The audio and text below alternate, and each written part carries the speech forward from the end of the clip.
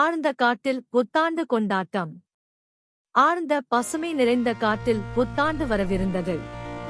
அந்த காட்டில் ஹைனா, ஒட்டகச்சிவிங்கி, மான், வரிக்குதிரை, சிங்கம், முயல், கோழி எல்லோரும் நண்பர்களாக வாழ்ந்து வந்தார்கள். இந்த வருட புத்தாண்டை எல்லாரும் சேர்ந்து கொண்டாட வேண்டும் என்று முடிவு செய்தார்கள். இந்த வருடம் சிரிப்பும் சந்தோஷமும் நிறைந்திருக்கணும் என்று ஹைனா சிரித்துக் கொண்டே சொன்னது. நான் மேடை அலங்காரம் பண்ணுறேன் என்று நீளமான கழுத்தை வைத்து ஒட்டகச்சிவிங்கி விளக்குகளை தொங்கவிட்டது. மான் மரங்களை சேகரித்தது. வரிக்குதிரை தரையில் வண்ண கோலங்கள் போட்டது. முயல் பட்டாசுகளை தயார் செய்தது. சத்தம் அதிகமில்லாத பட்டாசுகள், கோழி இனிப்புகள் சமைத்தது. சிங்கம் எல்லாவற்றையும் கவனித்து பாதுகாப்பாக இருக்கச் சொன்னது. அந்த நேரத்தில் அந்த காட்டின் மறுபுறம் கொடிய கோமோடோ டிராகன் இருந்தது. இந்த கொண்டாட்டம் எனக்கு பிடிக்கவில்லை.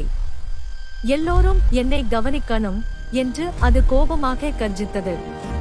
புத்தாண்டு இரவு அது வந்து கொண்டாட்டத்தை கெடுக்க திட்டமிட்டது. இரவு வந்தது. விளக்குகள் மின்னின. சிரிப்பும் இசையும் காடு முழுக்க ஒலித்தது. திடீரென்று தரை அதிர்ந்தது. கோமோடோ டிராகன் வந்துவிட்டது. எல்லோரும் கொஞ்சம் பயந்தார்கள். அப்போது ஹைனா சிரித்துக் கொண்டே ஒரு யோசனை சொன்னது. சண்டை வேண்டாம், நாம இதை விழாவாக மாற்றலாம். முயல் உடனே ஒரு பெரிய புத்தாண்டு முகமூடி போட்டது. கோழி டிராகனுக்கு இனிப்பு கொடுத்தது. ஒட்டகச்சிவிங்கி மேலிருந்து காகித மலர்களை தூவியது. வரிக்குதிரை, மான் இருவரும் சேர்ந்து ஒரு வேடிக்கையான நடனம் ஆடினார்கள். சிங்கம் மென்மையாக, இது எல்லாருக்குமான கொண்டாட்டம் என்று சொன்னது. கோமோடோ டிராகன் அசந்து நின்றது. யாரும் அதை காயப்படுத்தவில்லை. மாறாக எல்லோரும் அதை சேர்த்துக் கொண்டார்கள். அதன் கோபம் கரைந்தது.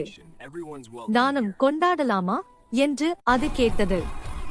நிச்சயம் என்று எல்லோரும் சொன்னார்கள். பட்டாசுகள் மின்னின. ஹாப்பி நியூ இயர் என்று காடு முழுக்க ஒலித்தது. அந்த இரவு அனைவருக்கும் மகிழ்ச்சியான புதிய தொடக்கமாக மாறியது. நீதிக்கதை: மகிழ்ச்சியும் பகிர்வும் இருந்தால் கோபமும் பகையும் கூட நட்பாக மாறும். Hey everyone, thanks for watching. Please don't forget to like, subscribe, comment, and follow our channel. Like, subscribe, share, comment, and click the bell